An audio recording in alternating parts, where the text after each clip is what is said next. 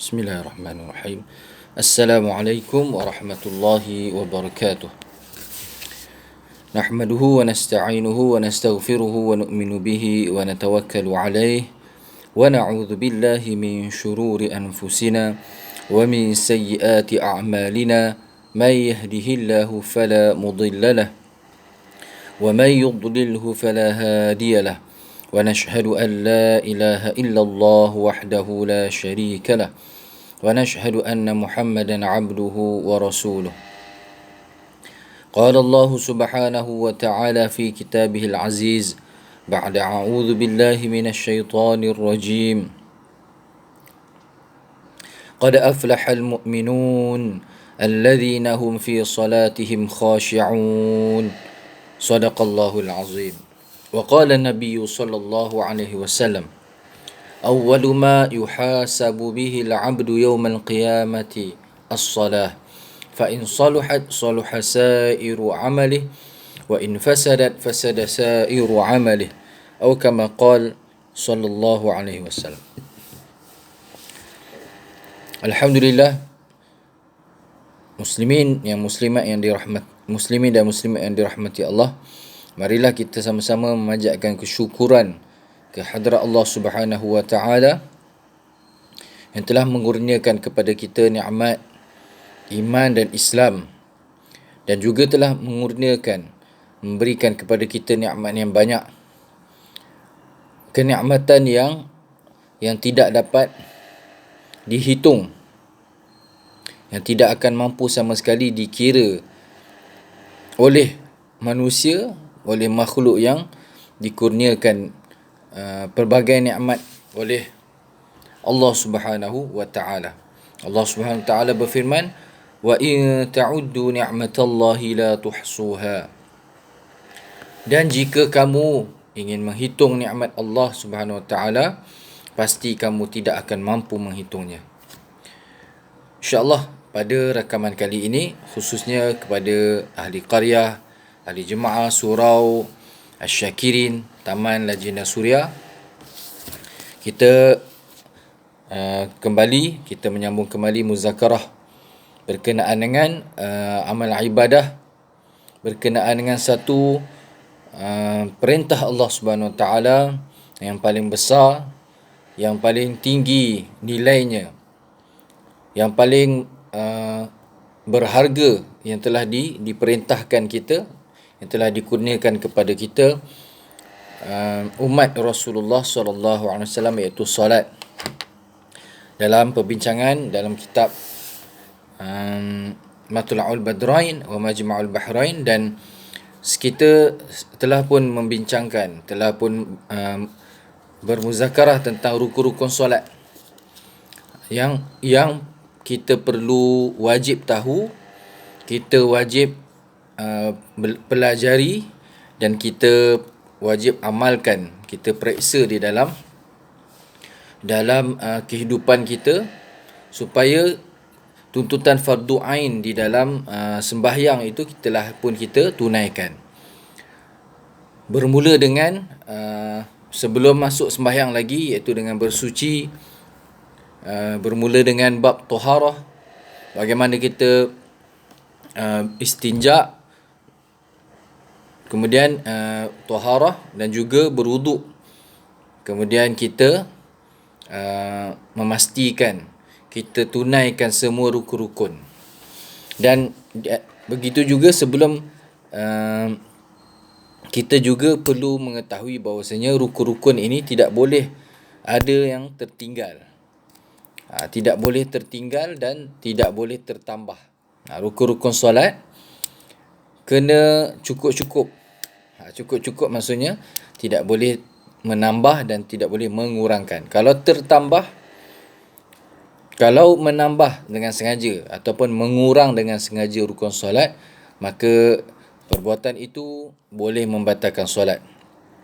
Namun begitu jika tertambah ataupun terkurang, maka belum batal lagi, ada caranya lah. Ada beberapa solusi, cara untuk kita cover balik, untuk kita mengatasi kekurangan itu. Contohnya apabila seseorang tertambah rakaat. Contoh sepatutnya dia telah duduk tahiyat akhir.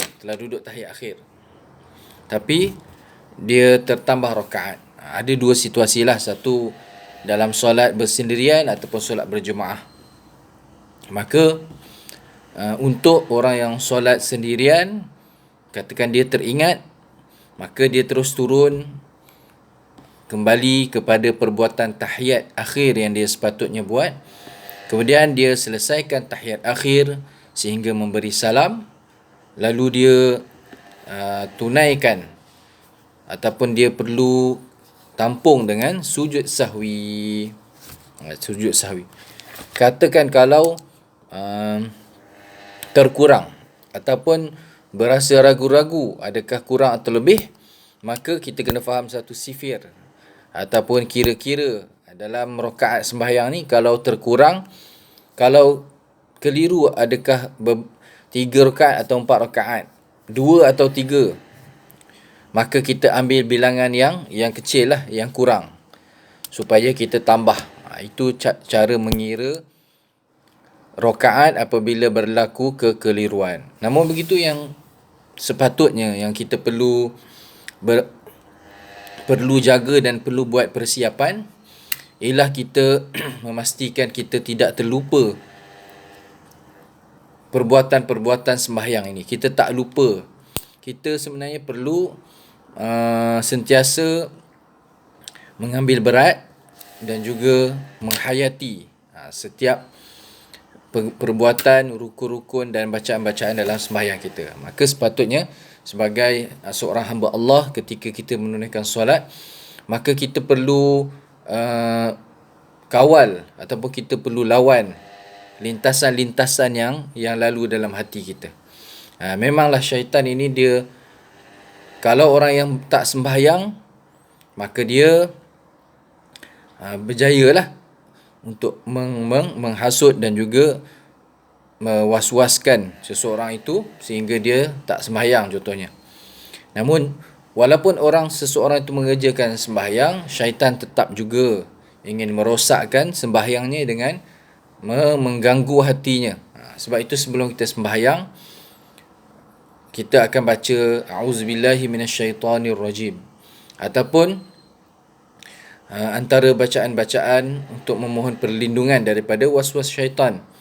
Wa qur rabbi a'udzubika min hamazatis syayatin wa a'udzubika ay yahdurun. Ataupun biasanya imam di tempat kita ni, para imam akan baca qul a'udzu bi surah qul a'udzu bi rabbin nas malikin nas, membaca surah An-Nas, memohon perlindungan daripada waswas syaitan, supaya dalam sembahyang itu kita tidaklah terlintas macam-macam.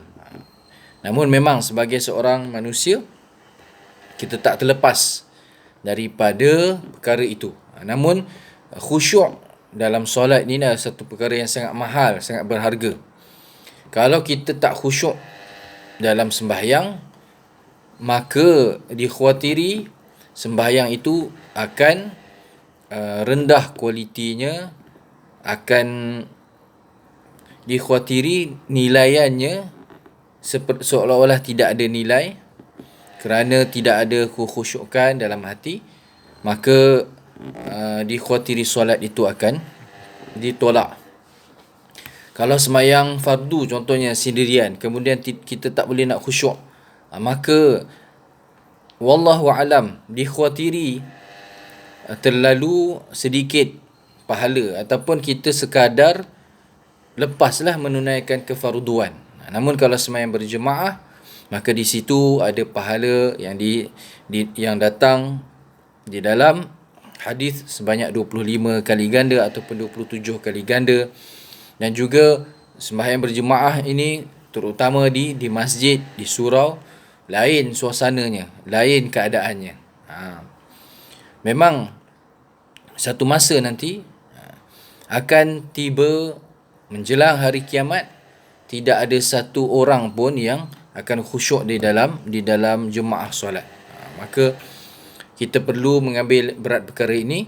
Maka apabila kita berikan tumpuan, terutama dalam bacaan-bacaan solat, kita hayati maknanya. Contohnya apabila kita mula bertakbir Allahu Akbar, selepas kita melakukan lintasan niat solat, sahaja aku sembahyang ataupun sahaja aku solat fardu zuhur paling kurang, ataupun itulah yang minimanya, yang mudahnya. Kemudian kita akan membaca doa iftitah. Allahu Akbar, Allahu Akbar. Antara bacaan yang biasa kita baca ialah kita kembali membaca Allahu Akbar kabira walhamdulillahi kathira wa subhanallahi bukrata wa asila. Inni wajjahtu wajhiya lilladzi fataras samawati wal arda hanifan muslima wa ma ana minal musyrikin. Inna salati wa nusuki wa mahyaya wa mamati lillahi rabbil alamin la syarika lahu wa bidzalika umirtu wa ana minal muslimin. Jadi doa iftitah ini merupakan sunat hai'ah. Namun begitu terlalu banyak kelebihannya, maka apabila jika kita solat, contohnya solat sendirian ataupun kita masuk solat berjemaah daripada awal, maka kita pastikan kita membacanya. Apakah makna doa iftitah yang biasa kita bacakan? Sebenarnya ada banyak versi lagi doa iftitah, tetapi cukup memadai dengan apa yang kita telah hafal daripada kitab-kitab kecil yang kita, daripada pengajian awal fiqh kita dahulu, iaitu Allahu Akbar kabira, Allah Subhanahu Wa Taala yang maha besar, walhamdulillahi kathira, Allah maha besar dan segala puji hanya milik Allah Subhanahu Wa Taala. Segala pujian yang banyak hanya milik Allah. Wa subhanallahi bukrata wa asila, dan maha suci Allah pada waktu pagi dan petang. Inni wajjahtu, sesungguhnya aku menghadapkan wajahku ataupun menyerahkan jiwa ragaku, wajhiya lilladzi fataras samawati wal arda hanifa, kepada Tuhan, kepada zat yang menciptakan langit dan bumi, dalam keadaan hanif, dalam keadaan ikhlas, tunduk kepada Allah Subhanahu Wa Taala. Hanifan muslimah, dalam keadaan berserah diri kepada Allah. Wa ma ana minal musyrikin, dan tidaklah aku tergolong di kalangan orang-orang yang syirik, orang-orang yang mensyirikkan Allah.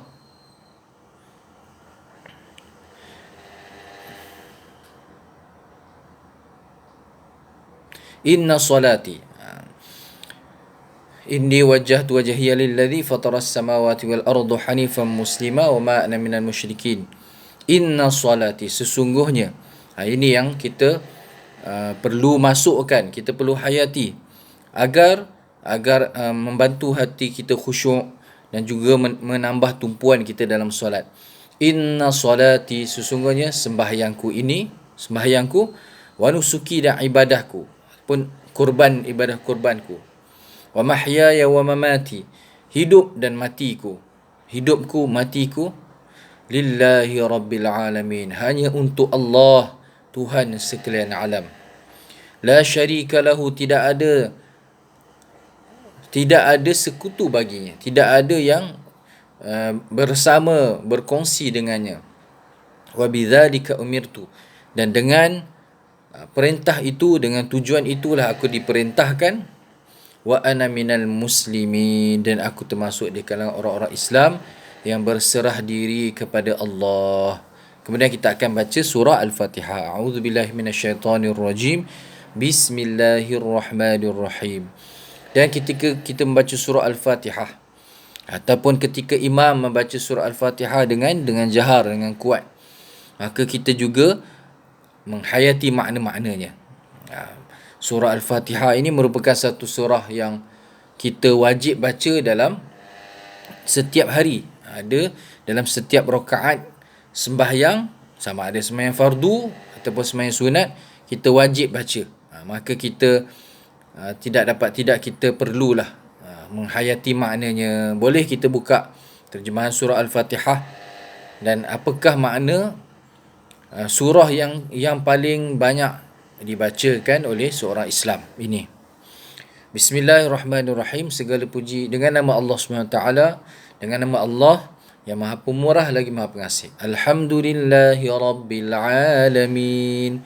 Segala puji hanya bagi Allah, Tuhan sekalian alam. Ar-Rahmanir Rahim, yang Maha Pengasih lagi Maha Pemurah lagi Maha Mengasihani. Maliki Yaumiddin, Raja, penguasa pada hari kiamat. Penguasa hari kiamat. Iyyaka na'budu wa iyyaka nasta'in. Hanya di kau. Hanya di situ ada makna khusus.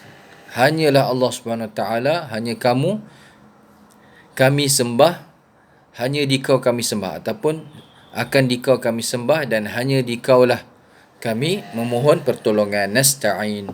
Ihdinas siratal mustaqim. Tunjukkanlah kepada kami jalan yang lurus. Siratal ladzina an'amta alaihim, iaitu jalan orang-orang yang Engkau telah beri nikmat kepada mereka. Ghairil maghdubi alaihim, bukan jalan orang yang Engkau murkai. Waladdallin, amin, dan bukan jalan orang yang sesat. Jadi siapakah orang-orang yang Allah SWT beri nikmat? Yang kita baca dalam surah Al-Fatihah ni, siratal ladzina an'amta alaihim. Dalam ayat yang lain di dalam Al-Quran, firman Allah Subhanahu Wa Taala, alladzina an'ama Allahu alaihim minan nabiyyina was-siddiqin wasyuhada was-salihin. Ma'al ladzina an'amta alaihim minan nabiyyina was-siddiqin wasyuhada'i was-salihin wa hasuna ulaika rafiqa. Siapakah orang-orang yang Allah SWT berikan nikmat kepada mereka? Mereka itu ialah para nabi, nabi-nabi yang Allah SWT telah utuskan, telah lantik mereka sebagai nabi dan sebagai utusan Allah Subhanahu Wa Taala. Was-siddiqin, dan orang-orang yang siddiq, orang-orang yang benar, membenarkan janji Allah Subhanahu Wa Taala, seperti Sayyidina Abu Bakar As-Siddiq radhiyallahu anhu. Wasyuhada, dan orang-orang yang syahid, orang-orang yang mati syahid di jalan Allah Subhanahu Wa Taala. Was-salihin, dan orang-orang yang salih, orang-orang yang beriman dan beramal salih. Itu orang-orang yang Allah SWT berikan nikmat. Bukan semata-mata orang-orang yang dikurniakan harta mata kesenangan dunia dikira sebagai mendapat nikmat, tetapi lihat orang-orang yang golongan orang-orang yang Allah SWT berikan nikmat itu di kalangan para nabi, orang siddiqin, orang mati syahid dan juga orang salih. Dan siapakah mereka yang disebutkan sebagai orang-orang yang Allah Ta'ala murka? Mereka ialah orang-orang Yahudi, orang-orang yang mendustakan ayat-ayat Allah, orang-orang yang dimurkai kerana mereka ini mendustakan nabi-nabi. Bahkan mereka membunuh nabi-nabi yang diutuskan kepada mereka. Mereka ini banyak menyusahkan nabi-nabi mereka. Mereka orang yang banyak bertanya. Apabila datang perintah Allah, mereka banyak bertanya, bukan kerana nak amalkan, tetapi kerana nak mengelakkan diri, nak mengelak daripada perintah-perintah Allah Subhanahu Wa Taala. Waladdallin, dan orang-orang yang sesat di kalangan orang Nasara. Jadi selepas kita tahu, walaupun kita tidak hafal dengan detail, namun kita boleh baca berulang kali makna surah Al-Fatihah dan juga makna doa iftitah, maka insya-Allah perkara itu dapat membantu kita, dapat melancarkan urusan kita dalam menghayati di dalam memberi tumpuan dalam sembahyang, dalam nak mendapatkan khusyuk. Dan ada juga sebahagian imam dia akan pesan supaya kita berikan tumpuan dalam solat. Selain daripada imam akan mengucapkan, contohnya seperti istawu wa'tadilu rahimakumullah, lurus dan juga betulkan saf, maka kamu semua akan dirahmati, pasti Allah SWT akan merahmati kamu. Ataupun imam akan baca sawu sufufakum fa inna taswiyatas sufuf min tamamis salah, ataupun min iqamatis salah, betulkan saf, luruskan saf, sesungguhnya menyempurnakan ataupun meluruskan saf ini ialah daripada menyempurnakan solat, ataupun sebahagian daripada perkara yang kita perlu buat untuk dalam kita iqamati solat, mendirikan sembahyang ini, mengerjakan sembahyang. Memanglah syaitan ni, dia masa Bilal melaungkan azan, dia tak boleh dengar azan, dia lari dalam keadaan hina lah, dalam keadaan terkentut-kentut, kerana sejauh yang boleh, kerana laungan azan itu, laungan dakwah yang sempurna itu. Tetapi bila dah nak iqamah, maka syaitan yang memang nak menghasut manusia, nak merosakkan ibadah manusia ni datang balik. Dia datang balik untuk ganggu kita dalam sembahyang. Sebab itu memang kadang-kadang, ataupun kalau kita tidak jaga, maka akan terlintaslah di dalam hati kita macam-macam perkara dalam sembahyang, macam-macam urusan, bahkan macam-macam soalan yang akan terlintas dalam hati kita sekali dengan jawapan, ataupun perkara yang kita tak ingat. Dalam hadis ada disebutkan, sehingga syaitan ni akan ganggu, was-waskan orang yang nak sembahyang ni, sehingga sebelum tu dia tak ingat pun benda tu, dia tak ingat pun hal apa yang nak difikirkan. Tapi dalam sembahyang, perkara itu terlintas dan dia akan fikirkan, dia akan selesaikan. Maka perkara inilah antara perkara yang kita perlu ambil berat, kerana ianya mengisi sembahyang kita.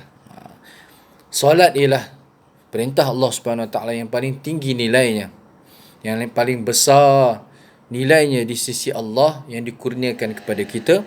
Allah Subhanahu Wa Taala menjemput Rasulullah, kasihnya Rasulullah sallallahu alaihi wasallam, antaranya untuk menjemput sehingga baginda Rasulullah naik ke langit, sehingga ke Sidratul Muntaha. Nabi naik ke tempat yang mulia, tempat yang tinggi, yang mulia, untuk menerima perintah solat. Kerana apa Nabi dinaikkan, dijemput ke sana? Kerana perintah solat ini sangat besar, sangat tinggi nilainya dan sangat mulia. Dan baginda Rasulullah sallallahu alaihi wasallam juga dimuliakan, makhluk yang paling mulia, sehingga mampu untuk diizinkan sampai ke tempat yang malaikat Jibril alaihissalam sendiri pun tidak mampu pergi. Dan Nabi sallallahu alaihi wasallam berada di Sidratul Muntaha, maka Allah Subhanahu Wa Taala telah menghantarkan, Allah Subhanahu Wa Taala telah mengurniakan kepada baginda perintah solat, sehingga kan Nabi SAW dalam peristiwa Isra' Mi'raj ni yang baru berlalu, sambutannya baru ni, sehingga daripada 50 waktu jadi 5 waktu. Dan 5 waktu inilah yang sememangnya berat, masih lagi berat pada umat akhir zaman. Namun ia adalah satu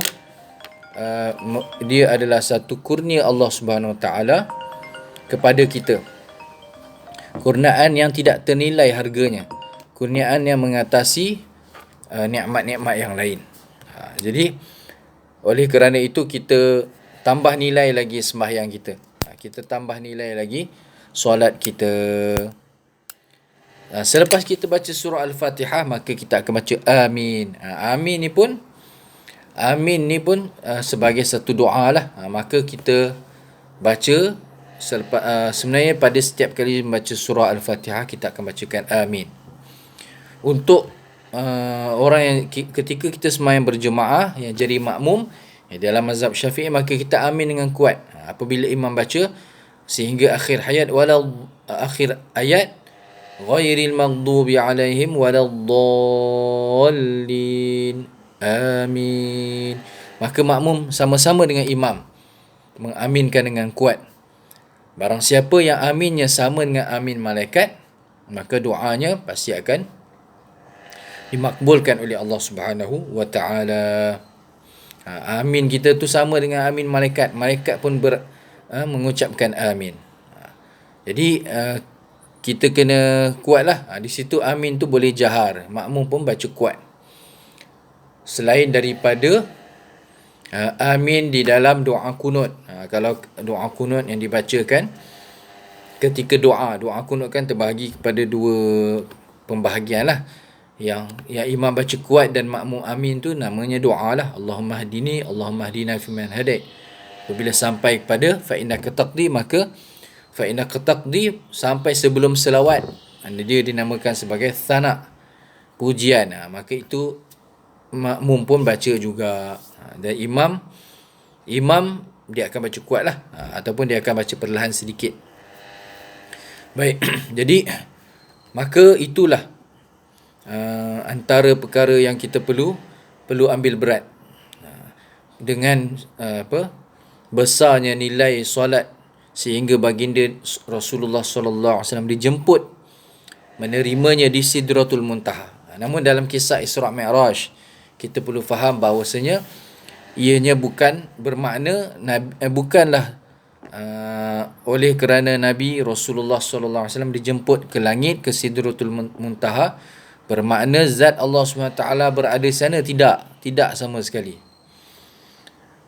Hanyalah dijemput, baginda dijemput ke Sidratul Muntaha, ke langit, kerana untuk memuliakan Rasulullah sallallahu alaihi wasallam, sehingga baginda yang merupakan makhluk yang paling mulia, yang memang sebagai makhluk manusia memang bertempat, maka apabila dijemput ke tempat yang paling tinggi, yang paling mulia, yang tidak ada makhluk lain boleh ke sana, maka itu menunjukkan kemuliaan yang dikurniakan kepada Nabi Muhammad sallallahu alaihi wasallam. Namun sama sekali tidak. Kita kena faham dalam masalah akidah Ahlussunnah wal Jamaah, kita tidak boleh beriktikad bahawa zat Allah Subhanahu Wa Taala berada di sana. Hanya dijemput Nabi ke sana untuk memuliakan Nabi dan mulianya, tingginya perintah solat, perintah sembahyang. Satu perkara tentang sunat hai'ah. Sunat hai'ah dalam sembahyang, seperti yang bermula dengan sebenarnya dalam sembahyang ni banyak sunat hai'ah. Kebanyakannya sunat hai'ah lah, iaitu sunat mencantikkan sembahyang, dan jika tertinggal ataupun meninggalkannya tidak menjejaskan, tidak membatalkan sembahyang. Dia bermula dengan angkat tangan semasa bertakbir lah, angkat tangan, dan juga memegang, meletakkan jari tangan kanan pada pergelangan tangan kiri.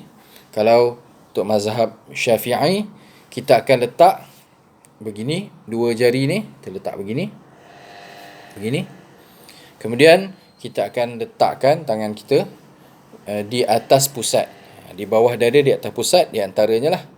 Kalau mazhab lain, maka kedudukannya berbeza. Mazhab Hanafi bawah lagi, dan mazhab selain pada mazhab Hanafi dan Syafi'i di atas lagi. Jadi ini semua sunnah hai'ah, tetapi kita perlu jaga untuk menyempurnakan solat kita. Wallahu alam, insya-Allah kita akan sambung lagi dalam rakaman akan datang. Kita sama-sama berdoa supaya masjid dan surau kembali dibuka, kuliah boleh diadakan di surau-surau dan di masjid-masjid seluruh negeri Selangor khususnya, supaya syiar agama Allah, supaya